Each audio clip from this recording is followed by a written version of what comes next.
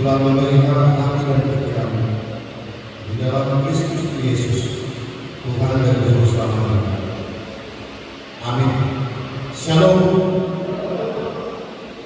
Bapak Ibu saudara-saudara yang dikasihi Tuhan kita Yesus Kristus, firman Tuhan untuk kita di Minggu Jubilat pada pagi hari ini tertulis di dalam kitab Yesaya pasal 34 ayat yang ke-11 sampai dengan ayat yang ke-16. Demikian firman Tuhan, saya akan bacakan untuk kita semua. Marilah kita ikuti bersama. Sebab beginilah firman Tuhan Allah, dengan sesungguhnya aku sendiri akan memperhatikan domba-domba dan akan mencarinya, seperti seorang gembala mencari dombanya pada waktu domba itu tercerai dari kawanan dombanya. Begitulah aku akan mencari domba-domba dan aku akan menyelamatkan mereka dari segala tempat kemana mereka diserahkan pada hari berkat dan hari kegelapan. Aku akan membawa mereka keluar dari tengah bangsa-bangsa dan mengumpulkan mereka dari negeri-negeri dan membawa mereka ke tanahnya. Aku akan mengembalakan mereka di atas gunung-gunung Israel, di alun-alun sungainya, dan di semua tempat kediaman orang di tanah itu. Di padang rumput yang baik akan menggembalakan mereka, dan di atas gunung-gunung Israel yang tinggi, disinilah tempat penggembalaan. Di sana, di tempat penggembalaan yang baik, mereka akan berbalik, dan rumput yang subur menjadi makanannya di atas gunung-gunung Israel. Aku sendiri akan mengembalakan domba-dombaku, dan aku akan membiarkan mereka berbalik. Demikianlah firman Tuhan Allah, yang hilang akan kucari, yang tersesat akan kubawa pulang, yang luka akan kubalut, yang sakit akan kukuatkan, serta yang gemuk dan yang kuat akan kulindungi. Aku akan menggembalakan mereka sebagaimana seharusnya. Demikian Bapak Ibu Saudara, firman Tuhan untuk kita pada Minggu Jubilat ini. Saudara-saudara yang terkasih dalam nama Tuhan kita Yesus Kristus, pada Minggu Jubilat ini kita merayakan sukacita, kita merayakan pengharapan yang diberikan oleh Tuhan kepada umat. Nama Minggu Jubilat yang berasal dari kata Latin jubilate, yang berarti bersorak atau bersukacita, yang diambil dari kitab Mazmur pasal 100 ayat 1. Saudara-saudara yang terkasih, bersorak-soraklah bagi Tuhan, hai seluruh bumi. Dan itulah tema khotbah kita hari ini. Allah menggembalakan umat. Allah menggembalakan umat. Saudara-saudara, kita melihat gambaran Tuhan sebagai gembala yang baik, yang peduli, yang menjaga umatnya dengan penuh kasih.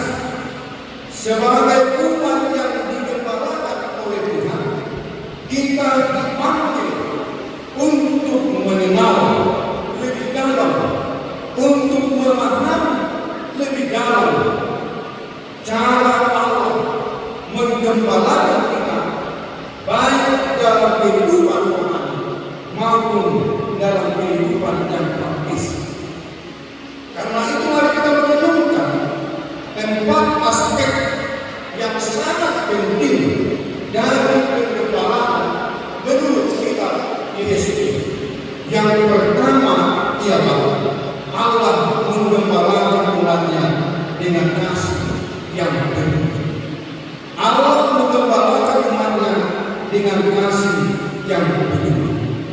Kalau kita baca di ayat yang ke-11, sesungguhnya aku memperhatikan domba-domba dan mencarimu.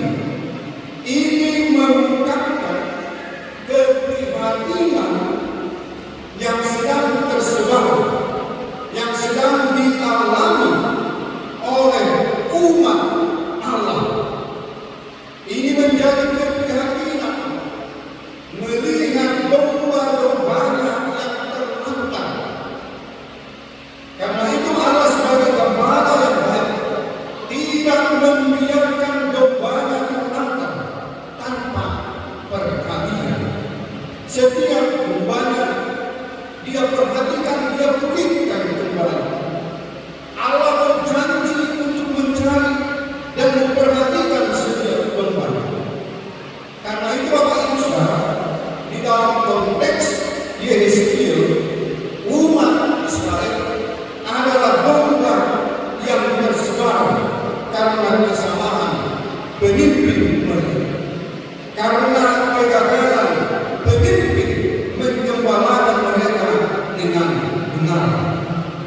Karena itu Bapak Ibu Saudara, kita lihat bagaimana Allah bertindak, bagaimana Allah langsung turun untuk menggembalakan umat Israel yang terlantar, yang tersebar, yang tidak dipedulikan.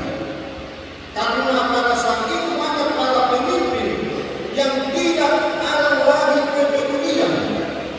Mereka hanya hidup melakukan kekuasaan kepemimpinan mereka dengan melakukan ketidakadilan, sehingga penderitaan, kesengsaraan, kemelaratan dialami umat Israel, sehingga banyak dari antara umat Israel yang tersebar, yang terlantar, yang tidak lagi menerima mendapatkan suatu kepedulian di dalam kehidupan mereka. Itulah yang kita katakan dalam kitab Yeskiel ini. Karena itu pemimpin yang gagal di tengah-tengah umat Israel, sehingga Allah tidak menginginkan domba-dombanya terlambat, tercerai, dan bahkan menjadi sah. Oleh karena itu Bapak Ibu Saudara, yang kedua yang kami katakan ialah gembala Allah menggembalakan umatnya adalah dengan menyatakan bahwa Allah akan memberikan perlindungan dan keamanan. Perlindungan dan keamanan itu dapat kita baca di ayat 13 dan ayat 14. Dengan jelas dikatakan, Aku akan membawa mereka keluar dari bangsa-bangsa dan membawa mereka ke tangannya dan seterusnya. Saudara-saudara, dalam ayat ini kita melihat bahwa Tuhan berjanji untuk mengumpulkan umatnya dari tempat-tempat yang tersebar dan membawa mereka kembali ke tanah mereka. Allah menggembalakan umatnya dengan memberikan perlindungan dan keamanan, memastikan bahwa mereka tidak hanya selamat, tetapi juga hidup dalam kelimpahan. Sekali lagi saya katakan,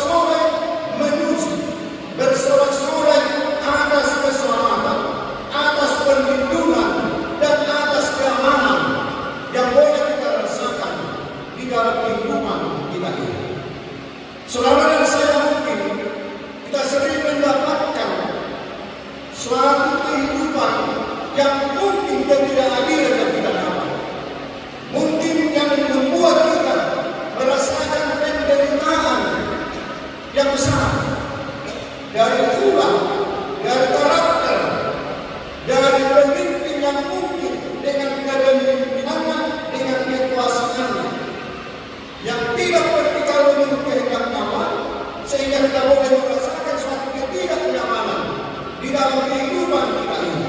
Tetapi kita yakin di dalam kitab Yesaya ini Allah memberikan jaminan bahwa Allah langsung, Allah turun tangan, Allah campur tangan untuk menggembalakan kita dan memberikan suatu kenyamanan, keamanan, dan perlindungan bagi kita semua.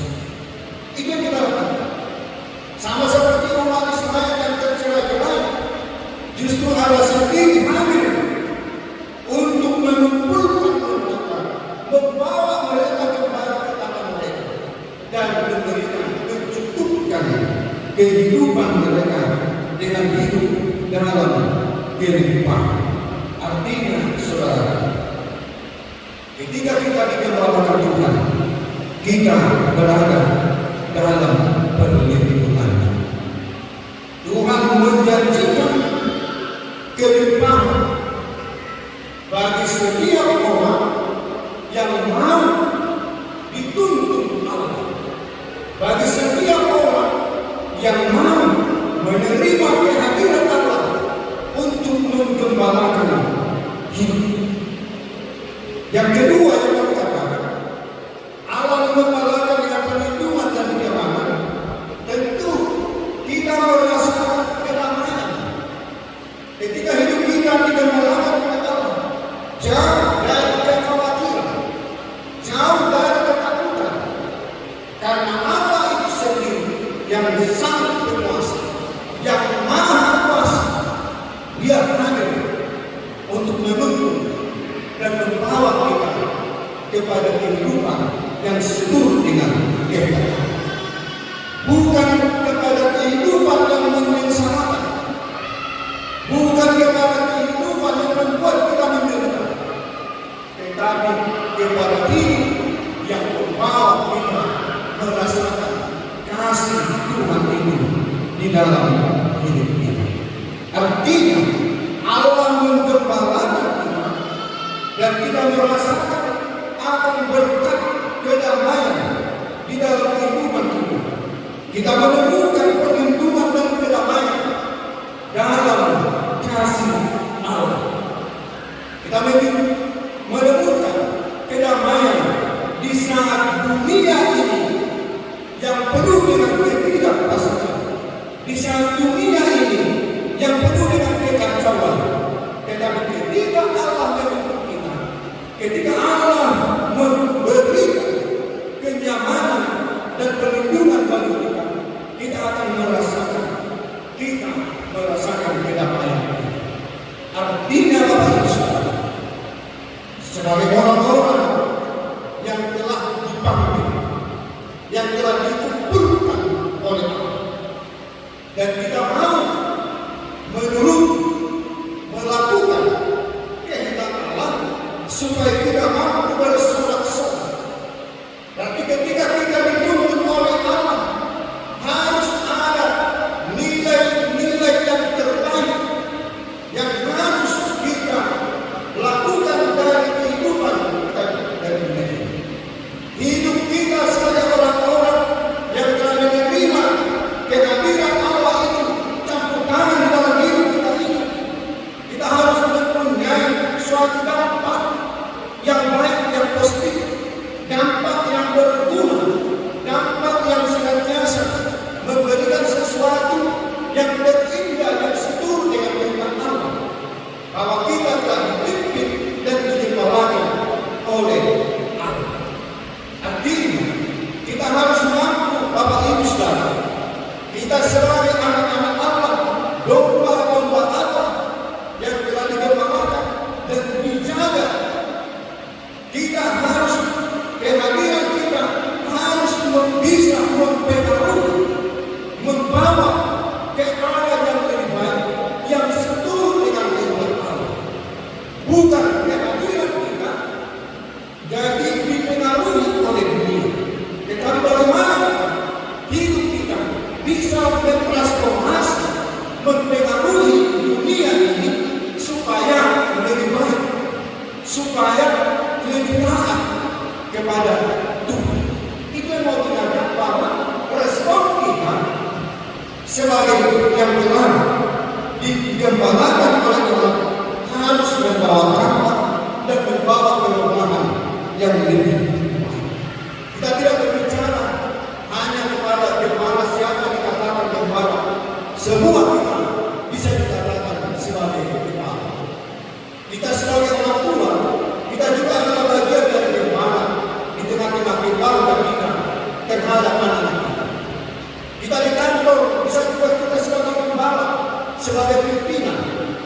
Kita di mana di pemimpin perusahaan juga boleh dikatakan sebagai gembala yang memimpin begitu banyak yang akan dipimpin.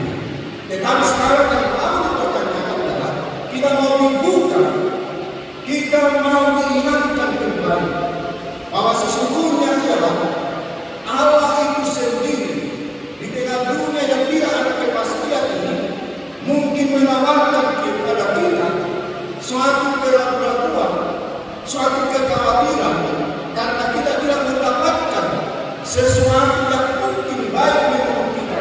Tetapi ingatlah, dalam perikop ini dikatakan Allah sendiri akan memperhatikan kita. Kalau dulu kita sering merasakan sesuatu penderitaan ketidakadilan, Bapak Ibu Saudara, di dunia ini pasti sulit. Ketidakadilan ini akan sulit kita. Selama ukuran keadilan ini menurut takaran dunia ini, kita pasti sulit menerima ukuran. Tetapi keadilan yang sesungguhnya adalah yang kita terima dari apa yang dikatakan oleh firman. Tetapi ini sering juga diabaikan oleh manusia. Artinya Bapak Ibu Saudara, pemimpin kita yang agung, gembala kita yang agung adalah Bapak kita Yesus Kristus yang mengepalkan, yang mengumpulkan. Yang ketiga, bukti Allah menggembalakan umatnya dan kita semua yang berkumpul di sini adalah pemeliharaan dan kebaikan Tuhan. Pemeliharaan dan kebaikan Tuhan. Pemeliharaan Allah dapat kita lihat di ayat yang ke-14, di mana Allah menempatkan domba-dombanya di atas gunung-gunung Israel di suatu tempat yang bisa menerima, yang bisa makan, yang bisa mendapatkan cukupan. Disitulah Tuhan Allah menempatkan setiap gembala. Dan dapat kita lihat Bapak Ibu Saudara, tidak hanya menyediakan tempat yang aman, tetapi mari kita lihat sesungguhnya ada pemeliharaan yang baik, ada rumput yang baik yang menggambarkan pemilihan yang cukup dan berkualitas untuk umat. Allah menyediakan apa yang terbaik bagi umat. Dan ini harus kita yakini Bapak Ibu Saudara. Kalau kita di dalam pengalaman kita, Allah menyediakan yang terbaik di dalam hidup kita yang jauh dari pikiran. Sama seperti umat Israel, di mana Allah menempatkan mereka kepada rumput yang menggambarkan penyediaan yang berkecukupan, yang menyediakan kebutuhan mereka, dan yang terbaik Tuhan berikan bagi mereka, baik secara fisik maupun secara rohani.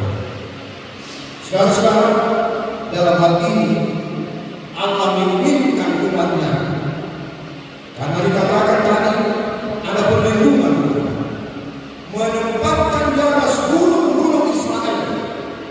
Mereka boleh beristirahat dengan nyaman, yang menunjukkan bahwa kehidupan bersama dengan Allah adalah penuh dengan nyaman dan damai sejahtera.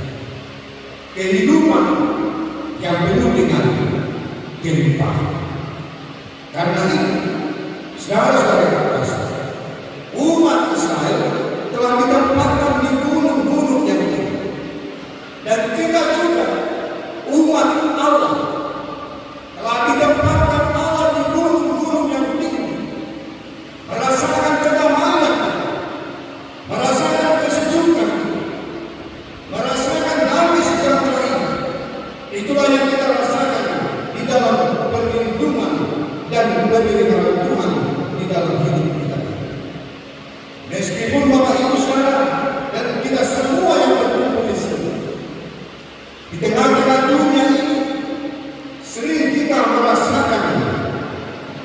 kekurangan, atau sering kita merasakan hidup penuh dengan kekhawatiran. Namun Allah sebagai Gembala yang baik menyediakan yang terbaik untuk kita. Kalaupun bisa Bapak Ibu Saudara sering kita mendengarkan manusia tidak pernah merasa cukup, manusia tidak pernah merasa puas. Justru ketika manusia hidup di dalam hal yang demikian, berarti kekhawatiran akan melingkupi hidup. Tetapi ketika kita yakin bahwa Gembala yang baik Allah itu sendiri, sama seperti umat Israel, Allah menyediakan rumputnya pada rumput, Allah mengangkat mereka ke gunung yang tinggi. Di saat itu juga umat Israel merasakan sukacita yang terbaik. Saudara-saudara yang terkasih, banyak hal, banyak orang saat ini merasakan sukacita dan kebahagiaan. Banyak orang tidak peduli seberapa besar materi yang dia keluarkan, apapun dia lakukan supaya dia bisa hidup bahagia dan bersukacita. Dia tidak peduli mampu harta, yang penting hidupnya bisa bahagia. Sebaliknya, ada orang yang saat ini juga banyak yang tidak dapat merasakan kebahagiaan, yang jauh dari kebahagiaan, yang jauh dari sukacita. Pertanyaan sekarang, kenapa itu sulit? Kenapa kebahagiaan itu jauh, sukacita itu jauh? Karena memang kita hidup kita ini tidak mau digembalakan oleh Allah. Kita tidak mau dipimpin oleh Tuhan. Kita hanya mengandalkan kemampuan dan pikiran kita. Kita hanya mengandalkan keilmuan kita. Kita hanya berpusat kepada egosentris kita. Capaian-capaian yang akan kita capai tanpa menghadirkan Allah sebagai Gembala dalam hidup kita ini, itu semua akan menghasilkan kekosongan. Dan ini mengingatkan dan juga mendukung kita supaya kita mampu Bapak Ibu Saudara berjuang, bersorak-sorak. Sorak-sorak kita ialah memuliakan, menyanyikan kebaikan Tuhan sebagai Gembala yang baik, sebagai Gembala yang menyediakan segala kebutuhan kita, yang menolong kita, yang menopang kita, yang mengangkat kita dari keterpurukan, yang akan membawa kita kepada kehidupan yang kekal. Sorak-sorak kita, jubilat kita, kita telah diberikan suatu anugerah yang besar, menjadi pewaris kerajaan Allah. Tidak akan mungkin orang dapat menikmati warisan yang dari Allah kerajaan surga itu kalau dia tidak mau dipimpin dan digembalakan. Kalau kita hubungkan dengan teks kita yang di Wahyu pasal 7, siapa yang mengatakan yang diam, yang bersama di kehidupan yang kekal yang dilihat oleh Yohanes ketika diterbuang di Pulau Patmos, orang-orang yang telah dimenangkan oleh Tuhan. Coba Bapak Ibu Saudara, kita buka Wahyu 7, Wahyu pasal 7, Wahyu pasal 7 ayat 9 sampai ayat 11. Dengan jelas dikatakan di sana ada yang bertanya di ayat 14 itu. Maka katakan kepadanya Tuhan mengetahui. Lalu dia berkata, siapakah mereka itu? Dan yang menjawab mengatakan, mereka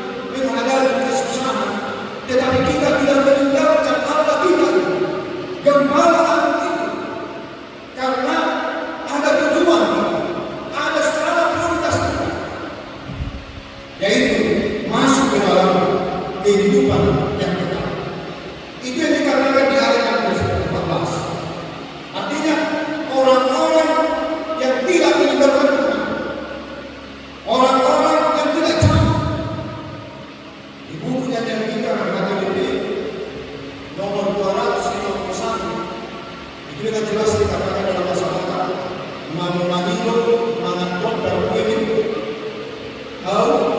Hamuluani. Yang kita perbuatan semua bersama jelas. Para dua ini Hamulani dan yang jatuh lima malam tahun dihamulan konsepnya kesusahan.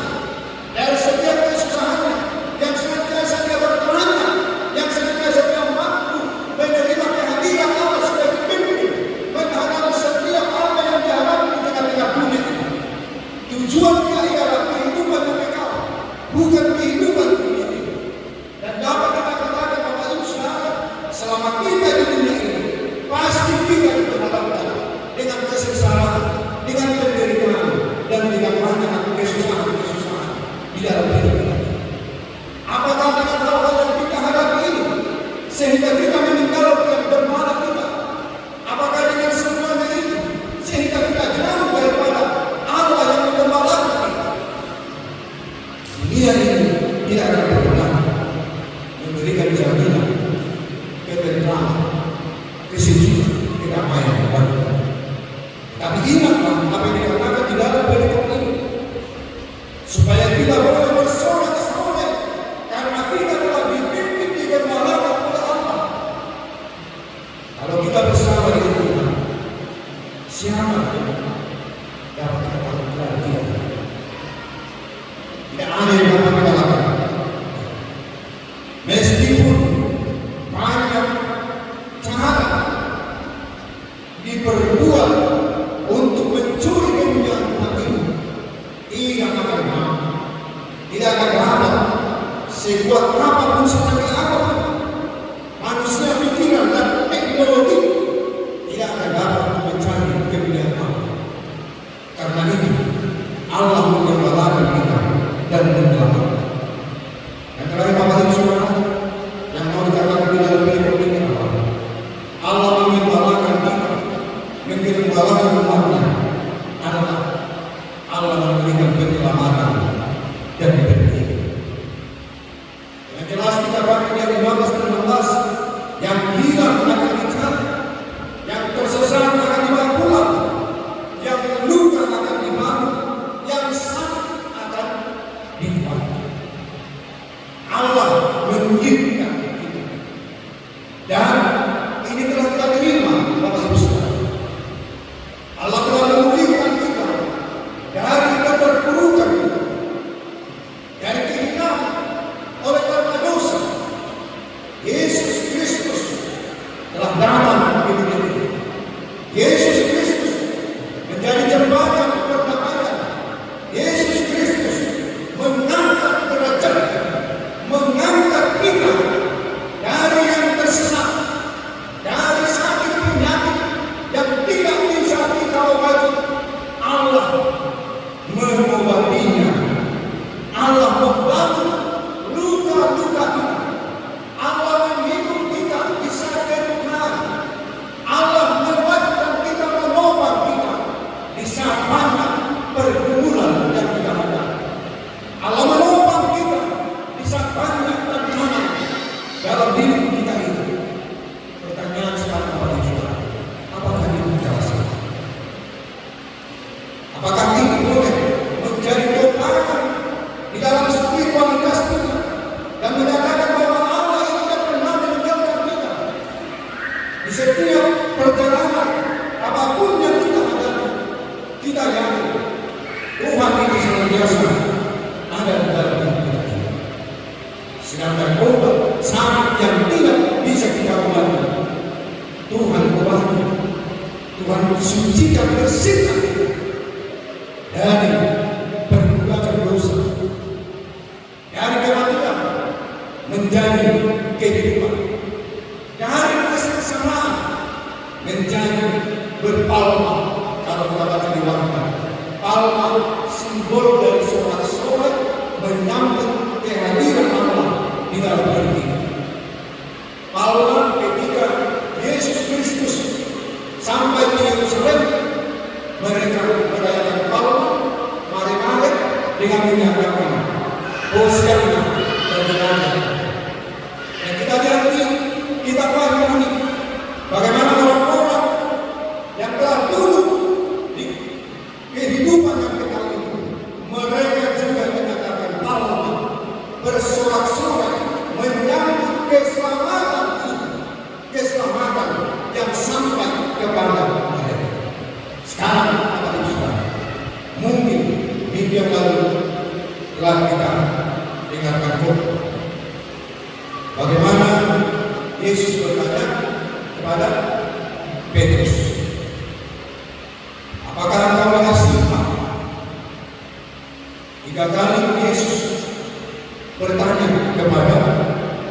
Petrus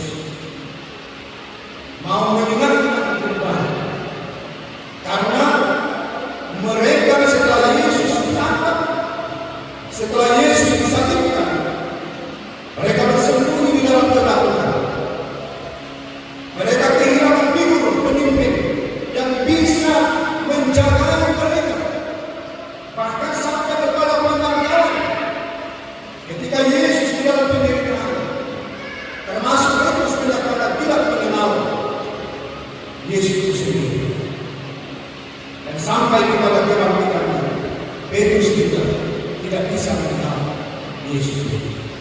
Karena itu Yesus mengajarkan mengingatkan ketika mereka di dalam suatu kehidupan yang lama sebagai penjara ikan, hidup mereka kembali kepada kehidupan lama sebagai penjara ikan. Di situ Yesus hadir untuk mengingatkan mereka dengan jawaban ketika Yesus mendidik mereka bahwa mereka bukan hanya penjara ikan, tetapi sebagai penjara manusia. Karena itu, setelah Petrus menerima dengan jawaban yang ketiga, disitulah dengan jelas Yesus dalam konteksnya manusia tidak dapat hidup di dalam dasar atau pasar. Tetapi masih hidup di dalam kasih hidup, hanya suatu pertemanan.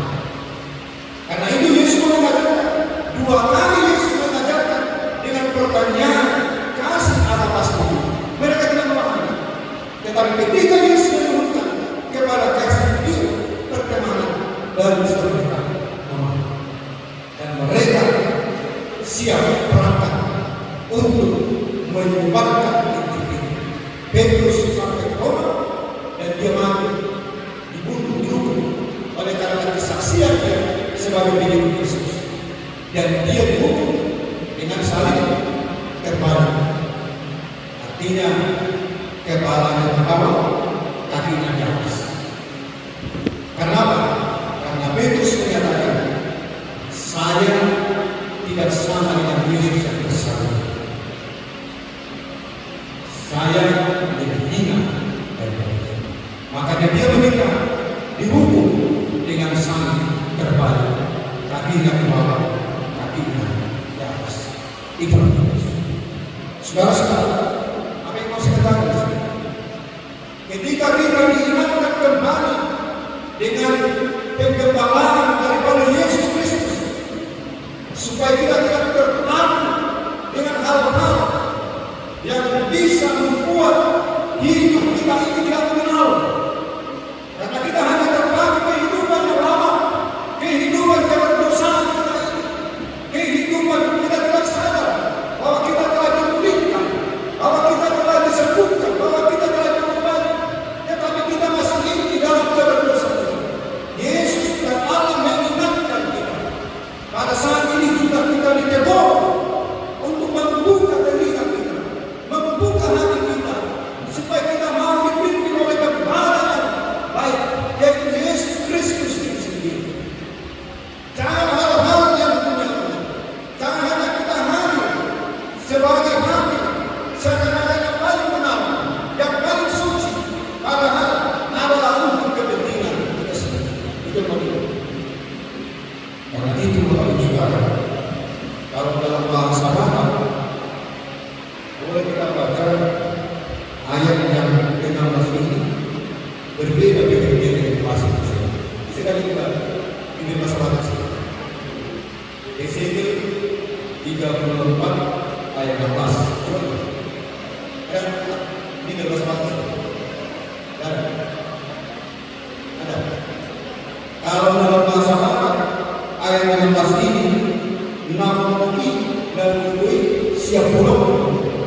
Di bahasa Inggris kita dulu terjemahan dari bahasa Inggris yang dari bahasa ini dikatakan yang kuat, yang dulu akan lenyapkan.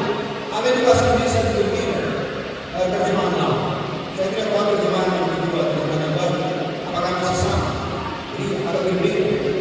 Padahal yang dikritisi adalah gembala pada saat itu semakin dulu semakin kuat, tetapi yang digembalakan adalah semakin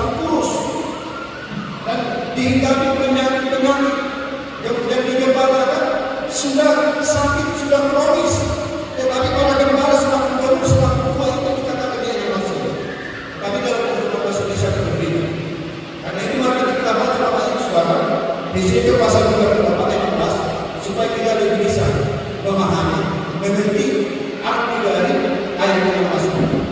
Supaya kita bisa mengatakan orang yang gemuk, orang yang kuat dilindungi, tetapi orang yang sakit tidak ada kata-kata di sini. Jadi aku berkatakan dari Ezekiel ini kita mau diajarkan sesungguhnya bagaimana hidup kita ini terhadap tertuju kepada Allah, tertuju kepada kebenaran yang dengan di sana kita mendapatkan keselamatan dan kedamaian di tempat hidup saudara.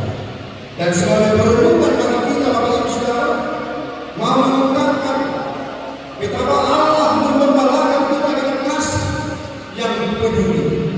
Bagaimana dengan mengatakan bahwa Allah membalakan kita dengan kasih yang peduli, dengan perlindungan yang aman, dengan pemeliharaan yang baik, penyembuhan yang melindungi, dan pemberian yang sempurna. Karena itu sebagai umat yang digembalakan oleh Allah, kita dipanggil untuk merasakan dan bersyukur atas penggembalaan Tuhan yang penuh kasih, dan untuk mengikutinya dengan setia. Kita dapat yakin bahwa Tuhan selalu hadir untuk menjaga, memelihara, dan menguatkan kita. Tidak peduli seberapa sesulit apapun situasi hidup kita, pemeliharaan Tuhan senantiasa menopang kita, menguatkan kita menjalani semua itu, sehingga kita bisa berjubilat, bersorak-sorai karena kebenaran Tuhan, karena Tuhan yang membela dan melindungi. Amin. Kita berdoa. Terima kasih kepada saudara yang sudah mampu dan telah mendengarkan ibadah kami di minggu Jumat ini. Biarlah Tuhan Engkau mampukan kami, Engkau bimbing kami, dan Engkau membawakan kami. Engkau benar membawa kami kepada bentuk yang kudus, membawa kami ke gunung-gunung Islam, mencukupkan kebutuhan kami, memberikan kedamaian, memberikan perlindungan dan kebaikan kepada kami, supaya kami tidak tersesat, supaya kami tidak tercerai-berai, supaya kami tidak dipangsa oleh binatang dengan bebas, kuasa-kuasa manusia. Tuhan senantiasa hadir untuk menjaga dan melindungi kami. Terima kasih Tuhan. Engkau tidak menginginkan kami bercerai, Engkau tidak menginginkan kami tersesat. Engkau sendiri hadir untuk mengumpulkan dan membawa ke tanah dan memberikan ketersediaan makanan, kecukupan secara rohani. Terima kasih Bapak, sehingga kami boleh berjubilat, bersorak-sorai atas kebaikan dan kebenaran. Kami boleh mendengarkan firman Tuhan, biarlah Engkau menaikkan di dalam hati pikiran, dan kami boleh Tuhan senantiasa Engkau topang dalam perjalanan kehidupan. Baik misalkan boleh menghadapi penderitaan, kesesalan dan kesesalan, topangkan kami supaya kami tidak jatuh, supaya kami tidak tersesat. Karena dengan kuasa-Mu Engkau menempatkan kami, Engkau menempatkan kami di posisi yang terindah, yang terbaik, yang setuju dengan Dia. Inilah kebenaran kami. Inilah kami orang-orang yang telah Engkau selamatkan, orang-orang yang telah Engkau tebus, umat-Mu yang setia hidup, memuliakan Tuhan bersama. Karena itu, yang boleh membawa firman-Mu itu menjadi kekuatan kami, menjadi dasar kehidupan kami, supaya kami boleh bersama. Apapun rintangan kami boleh jauh dari kekhawatiran, jauh dari hal-hal yang tidak oleh karena itu Bapak, berkali kami mengatakan, dan berkali kemarin ibadah kami ini menjadi dupa yang baru di dalam kami, pujian kami, hati kami, hidup kami persembahkan hanya untuk kemuliaan nama. ibadah kami, mulai dari ibadah sekolah kita ibadah, hingga ibadah pada siang hari. Biarlah Tuhan semuanya hormat bagi kemuliaan Tuhan. Terpujilah Engkau ya Allah, dan biarlah Engkau mencukupkan segala kebutuhan kami seluruh dengan baik. Engkau menjaga setiap satu keringat yang mungkin pada saat ini hingga ada dalam umat. Sembuhkan mereka yang terbaring dan sakit dengan kuat kuasa. Kuatkan mereka yang menghadapi pergumulan datang panik ini. Berkati Tuhan setiap pekerjaan kami di mana kami berada. Biarlah itu Tuhan melalui pilihan kami boleh merasakan kemurahan dan keberkatan. Jauhkan kami dari orang, jauhkan kami dari perjalanan musuh. Dan berdoa untuk sukacita yang berlimpah dalam umur yang kau berikan kami, menjadi kesaksian atas penderitaan dan pemberian kami dalam hidup. Seluruh hidup kami berlimpah, kami serahkan dalam tangan Tuhan. Terimalah kami ya Allah, ampunkan dosa kami, layakkan kami menerima Tuhan. Di dalam nama Yesus Kristus Tuhan kami. Amin. Mari kita memohon Tuhan dari buku Nyanyian HKBP nomor 689 ayat yang pertama dan seterusnya sampai mengumpulkan persembahan.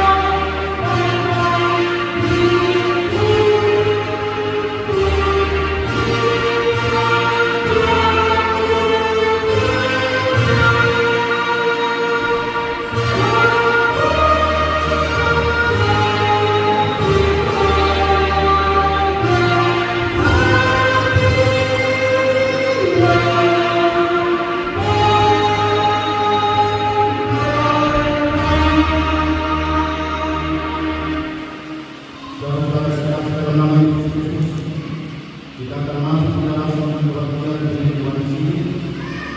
Kita bernyanyi dan nyanyian Mazmur nomor 148 ayat yang pertama.